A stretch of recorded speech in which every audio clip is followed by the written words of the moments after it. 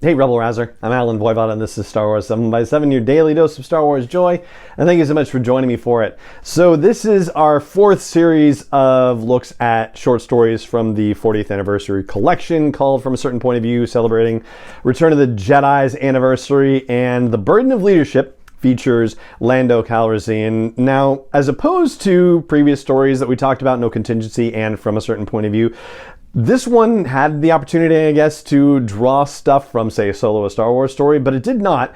And I think probably they basically covered what they needed to cover with the collection for The Empire Strikes Back, because we got some L3 content in there. There aren't really any reflections on other Star Wars storytelling, although there's a moment where Lando thinks that, he's been, the Baron Administrator, so he's been responsible for a whole bunch of people, and now he's a general, he's responsible for a whole bunch of people, and he's looking forward to a time when he can only be responsible for himself and nobody else. And it didn't necessarily immediately reflect on Shadow of the Sith, the novel by Adam Christopher, but I did kind of get that vibe a little bit, at least just pinged up into my head about Lando just bumming around the galaxy, and he's still searching for his daughter, but he's kind of given up the search for his daughter, and so he's just wayward and lost, and it made me think about that time being in the future ahead for Lando, and I just felt a little sad for the character at that moment. Now, the gist of the story has to do with the fact that some people followed Lando away from Cloud City. They kind of refer to them as the stragglers, but that's sort of a pejorative that some people are saying, because Lando doesn't necessarily think of them that way.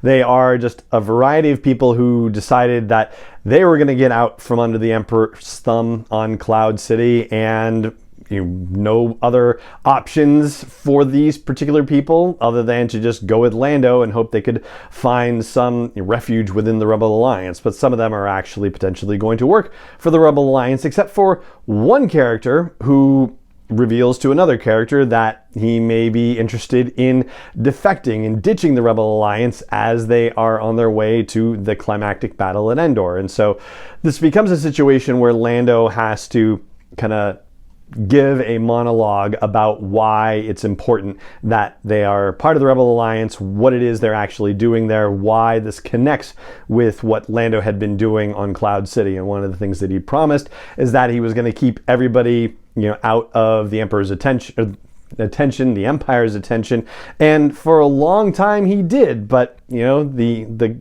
con could only gone for so long, and now it's time to do it differently. So Lando finds a way to rephrase the idea of what he had been doing on Cloud City, looking at it through the lens of freedom, that the job that they were working on, the thing that they were trying to pull, was ultimately freedom. And they had it for a while in Cloud City, but then a wrench got thrown into the gig, which happens on every job that you're trying to pull. And so now you gotta find a way to work around it, basically. And so the way to work around it in Lando's reckoning, at least the way he puts it to this particular Cloud City refugee, and then to all the members of Gold Squadron and Rebels who are around to hear this, is that freedom is what they've actually been after all along. That's the job that they've been working on all this time. And the way to pull off the job now is to go with the fleet and fight at Endor. And that's pretty much the gist of the story. There are other internal monologue things that happen with Lando, and one of them is kind of interesting, that happens as a recurring motif about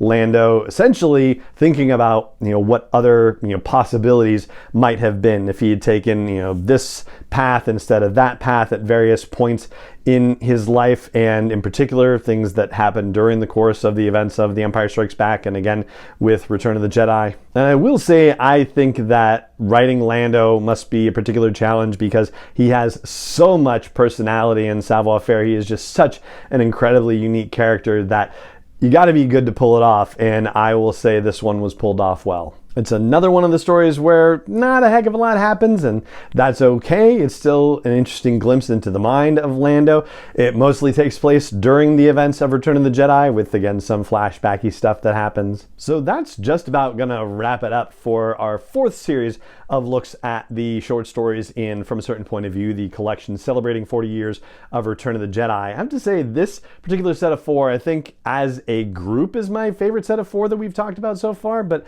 yeah, I'd love to know what you've been thinking about these stories. So if you're catching this on YouTube, hey, comments are right there. And if you're catching an audio version, just head over to sw7x7.com and drop a comment on one of the blog posts there. And that's going to do it for this episode of the podcast. It just remains for me to say thank you so much for joining me for it. As always, I hope you're as excited as I am about the Ahsoka season finale happening tonight. And may the Force be with you wherever in the world you may be. Star Wars 7x7 is not endorsed or sponsored yet by Lucasfilm Limited, Disney, or 20th Century Fox, and is intended for entertainment and information purposes only. Star Wars, the Star Wars logo, all names and pictures of Star Wars characters, vehicles, and any other Star Wars related items are registered trademarks and/or copyrights of Lucasfilm Limited, or their respective trademark and copyright holders. May the Force be with them. All original content is copyrighted by Star Wars 7x7. We hope you love it.